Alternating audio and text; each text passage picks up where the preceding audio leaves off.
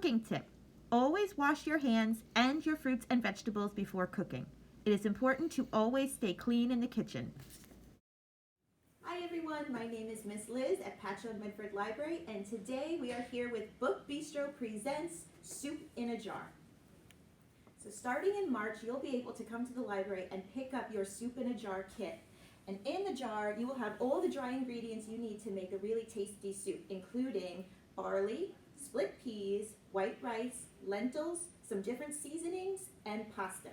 The only things that you will need at home to make your soup taste great are some chopped vegetables like carrots, onion, celery, and some liquid, either chicken stock, vegetable stock, or just water, whatever you prefer. Okay, so when you're ready to start making your soup, make sure you do it at home in your kitchen with your grown-ups' help. They can help you with anything on the hot stove or with using knives. So I've already gone ahead and I've chopped up my carrots for the sake of time. I also have some diced tomatoes here. Now I use canned tomatoes, but you can dice up your own tomatoes and it'll still taste the same. So we're gonna go ahead and we're gonna chop the rest of our vegetables. And I have here a child-safe knife, which you can purchase at any store or online. And it's safe for kids to use in the kitchen, and it really does work. Now before I start chopping, I wanna show you how to properly hold your knife. So what you're gonna wanna do is you take your pointer finger and you put it here towards the top of the handle and your thumb on this side, and you hold your knife like this. And this helps when you're chopping. It almost is like your knife becomes an extension of your hand, and it's really nice and stable. If you use your knife like this, it's not as stable and your finger can slip, and we don't want anybody to get hurt. So make sure you always hold your knife with your finger here and your thumb here.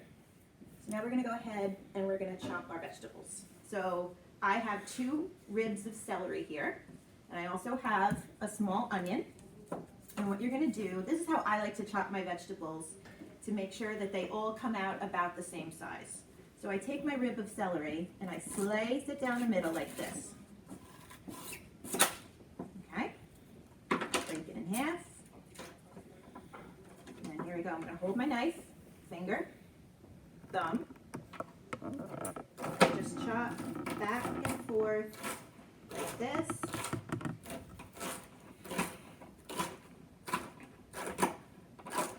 And that way you see you get all nice, even pieces that are the same size. Okay, so I finished chopping up the celery ribs, but you're also going to want to make sure you go ahead and you chop up the celery leaves, because believe it or not, that's where a lot of the celery's flavor is, and it's going to make your soup taste really good. So again, you just kind of give it a rough chop. Doesn't have to be perfect. Just mince the leaves a little bit, and we're going to throw that in the soup too. So now that we finished chopping up our celery, we're going to go ahead and chop our onion. Now before you chop your onion, you're going to make sure that you peel off all the onion skin before chopping it, because the onion skin is not edible and it doesn't taste very good. So make sure you remove that before going on to the next part. I'm going to peel off all of my onion skin, and then we're going to chop it up.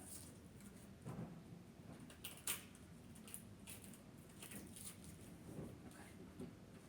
So now when you chop your onion, this is a cool trick that I like to do. So I've cut it in half, and I left the root intact on one side, but I'm going to cut off the top part here because that still has a little bit of the onion skin on it. Now the reason that you leave your root intact is because as you're chopping it, the root's going to help hold it together so it doesn't slide while you're cutting it. Now I'm going to take my knife, holding it, finger on this side, thumb on that side, and we're going to chop it up.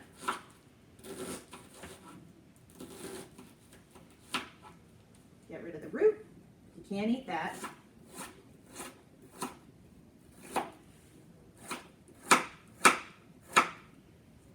You want to try to make these all the same size too, just like we did with our celery. Okay, that's how you chop an onion.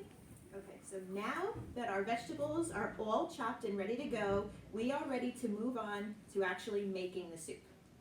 So again, make sure you have your grown-ups help in the kitchen while you're doing this. You need to turn on your stove to get your pot nice and heated up. I already put a little bit of oil in the pan. You could use olive oil, vegetable oil. You could use butter if you want, whatever you'd like. just enough to grease the bottom of the pan a little. And while that's heating up, we are going to throw in our carrots, our onions, and our celery. And we're going to let them saute for a few minutes and let the vegetables start to sweat, and that helps bring out all their juices. Now I'm going to teach you a cool word, boys and girls, and grown-ups too. When you mix carrots, onions, and celery in any type of cooking that you're doing, that's called a mirepoix. And what that is when you cook a bunch of aromatic vegetables together, and it makes anything you make, soup, sauces, any side dishes, taste great when you cook with these aromatic vegetables all together. So we're going to let those saute for a little bit. Okay, so we've had our vegetables sauteing for about 5 minutes or so, just long enough so that the carrots and the onion and the celery start to soften up a little bit and get their juices flowing. So now the next step is you're going to take your diced tomatoes. You're going to add those to the pot. Mix them up. Mix everything together nice. And then you're going to add your liquid. Now you can use whatever liquid you want. You could use chicken broth, vegetable broth, beef broth. You could use water, whatever you'd like. I have chicken broth here. So I take that. I'm going to add it to my pot. Mix that all up. And you're going to want to use a big pot for this recipe because when all the beans and everything start to cook up, they expand, and this pot's going to be pretty full. So make sure you have a nice big pot when you're making the soup. All right, so now that's going, and now I'm going to add my jar ingredients. And you're going to dump the whole jar right in there. Everything goes in there, all the seasoning, all the beans, the pasta. Stir it up to combine it. All right, then you cover it, and you're going to let this cook for at least an hour until the beans start to soften, until the pasta cooks. It takes about an hour, and you'll see what it looks like when it's all done. While we're waiting for our soup to finish cooking, I'm going to read you a story. This story is called Perfect Soup by Lisa Moser and illustrated by Ben Mantle. So just like our library soup is going to be perfect, our friends in this story are going to make the perfect soup too. Ready? Murray shined the teapot. Perfect, he said. Murray set the table. Perfect. Murray looked out the window. Soup is perfect on a snowy day. He filled a pot with water and opened the cookbook. Ah, he said, the recipe for perfect soup. Potatoes, read Murray, plop, plop. Tomatoes, read Murray, plop, plop, plop. Corn, read Murray, plop, plop, plippity plop. Carrot, read Murray, no plop. No plop at all.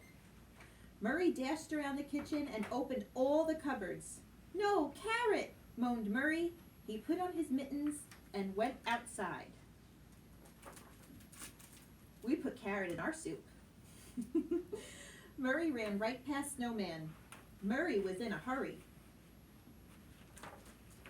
Farmer, will you please give me a carrot? Asked Murray. I need a carrot for perfect soup. Farmer leaned on his pitchfork. I reckon I'd give you a carrot if you hauled some logs from the timber. I need wood to build a barn. Murray thought about his soup. He liked things perfect. You will have your wood, said Murray. Oh, really? Murray scurried through the meadow. Snowman smiled at him, but Murray didn't have time to stop. Murray was in a hurry. Horse, will you please haul some logs? Farmer needs wood to build a barn, and I need a carrot for perfect soup. Horse shook her mane and whinnied. I'd carry those logs if you give me some jingle bells. I want to be fancy like the town horses. Murray bit his lip. Perfect soup had potatoes, tomatoes, corn, and carrot. I think I can get some jingle bells, said Murray. Murray walked into town. Snowman waved one stick arm, but Murray didn't have time to wave back. Murray was in a hurry. Shopkeeper, will you please give me your bells? Horse needs bells to feel fancy. Farmer needs wood to build a barn, and I need a carrot for perfect soup. Shopkeeper peered over his spectacles. I'll trade you some jingle bells if you shovel my walkway. Murray looked at the mountain of snow and the shovel, and he couldn't even lift it. He tugged on his whiskers and twisted his tail. Maybe I could find someone to shovel your walk, he squeaked. Murray climbed the hill. Snowman wrote a message in the snow, but Murray didn't have time to look. Murray was in a hurry. You see what Snowman wrote? He said, "Hello, Murray." But Murray's just too busy. Miller's boy, will you please shovel a walk? Shopkeeper needs a nice, clean walk. Horse needs bells to feel fancy. Farmer needs wood to build a barn. And I need a carrot for perfect soup. Miller's boy poked a finger through a hole in his mitten.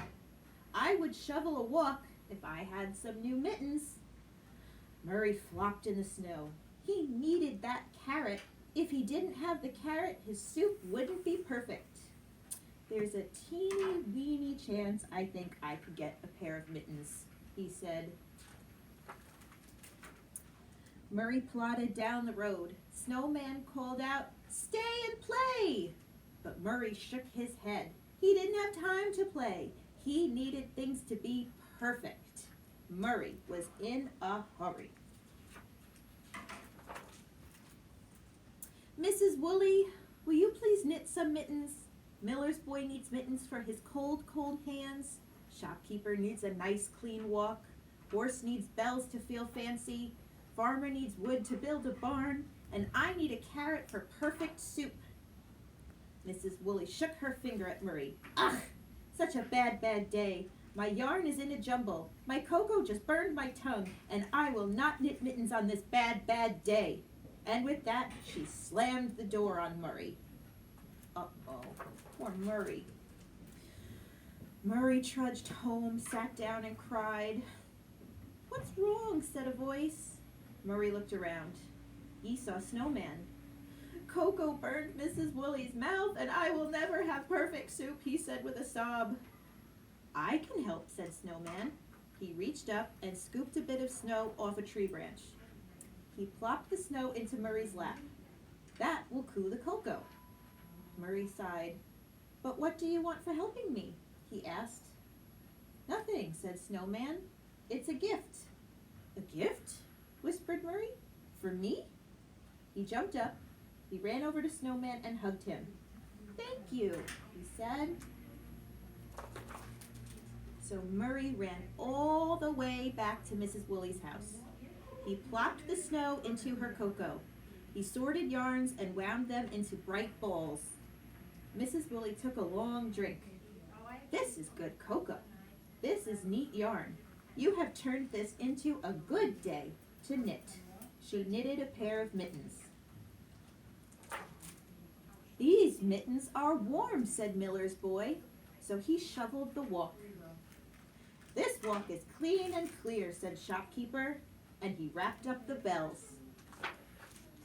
These bells make me feel fancy, said Horse. She hauled the logs. And this wood will make a fine barn, said Farmer, and he gave the carrot to Murray. Murray whistled while he finally finished cooking his soup. He put on his mittens and went outside.